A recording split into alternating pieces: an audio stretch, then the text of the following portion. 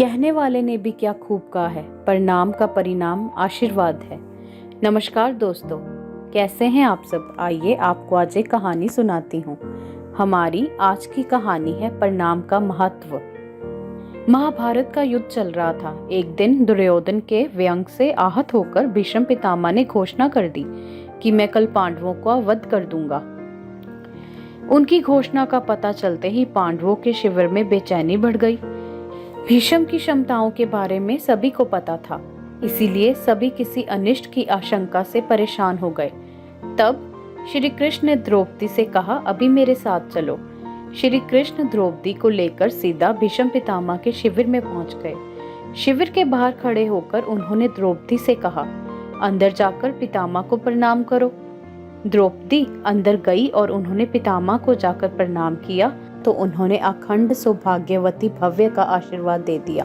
फिर उन्होंने द्रौपदी से पूछा कि वत्स, तुम इतनी रात में अकेली यहाँ कैसे आई हो? क्या तुमको श्री कृष्ण यहाँ लेकर आए हैं? तब द्रौपदी ने कहा कि हाँ, और वे कक्ष के बाहर खड़े हैं। तब भीष्म भी कक्ष के बाहर आ गए और दोनों ने एक दूसरे को प्रणाम किया। भीष्म ने कहा, मेरे एक वचन को मेरे ही दूसरे वचन से काट देने का काम श्री कृष्ण ही कर सकते हैं।